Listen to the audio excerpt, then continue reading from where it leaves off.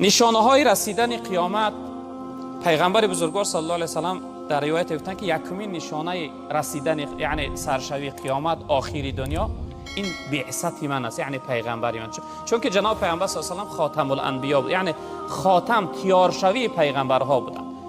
و درباره نشانه های قیامت جناب پیغمبر صلی الله علیه و سلام در روایتی که این حدیث بخاری روایت کرده است، در بخاری است، از حضرت انس رضی الله تعالی عنه میفرمایند که جناب پیغمبر صلی الله علیه و سلام فرمودند که این من اشراط الساعه ان يرفع العلم ويظهر الجهل ويذهب الرجال ويفشو الزنا ويشرب الخمر حتى ويذهب الرجال ويبقى النساء حتى يكون ل50 امرأة خيم واحد.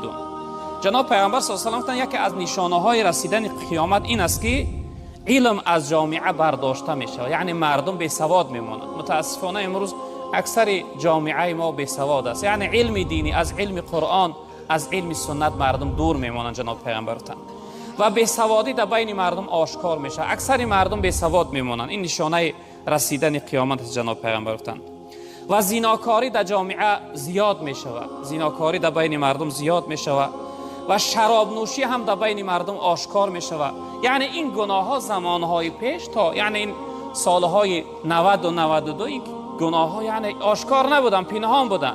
هم شخصیت های که این گناه ها هم میکردن آشکار نمیکردن، پنهان میکردن. جناب پیغمبر یکی از نشانه های رسیدن قیامت این است که همین گناه ها آشکار میشوند و مردها کم میشوند. جناب پیغمبر گفتند و باقی میمانند زنها، حتی که برای یک مرد 50 زن میرسه. گفتند جناب پیغمبر صلی الله علیه و سلم.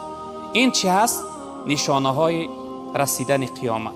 در روایت دیگر پیغمبر بزرگوار صلی الله علیه و سلم حدیثی که حضرت جبریل، یعنی این حدیث جبریل میگویند، جناب پیغمبر صلی الله علیه و سلم پرسیدند که اخبرنی عن الساعه.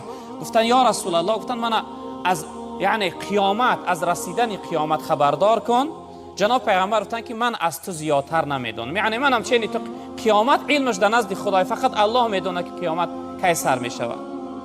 بعد از اون حضرت جبرئیل گفتند که یا رسول الله من از نشانه های رسیدن قیامت خبر کن.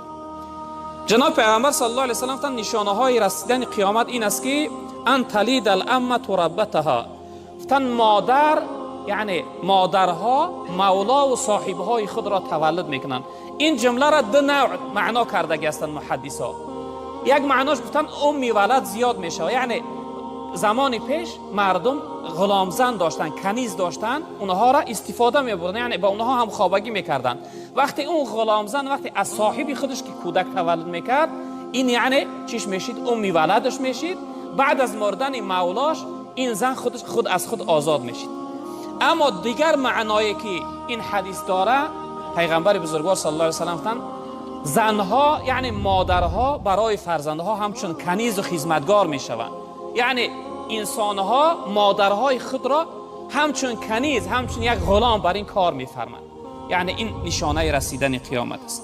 و دیگر نشانه هاش پیغمبر بزرگوار گفتند که هر انسانی سرلیچ و پایلوچ و برهنه، یعنی هر انسانی کمبغل، هر انسانی نادار، هر انسانی گوسفندچران در فکر آبادی عمارت‌های زمانوی میشود. یعنی انسان‌ها حرکت میکنند چقدر قصرها و خانه‌های عالی زمانوی داشته باشند. جناب پیغمبر صلی الله علیه و سلم گفتند که تمام مردم شوق و ذوق و میلشون فقط در آبادی دنیا میشود، از آبادی دنیا چه آخرت در غفلت هستند. اینها گفتند پیغمبر بزرگوار صلی الله علیه و سلم که نشانه‌های رسیدن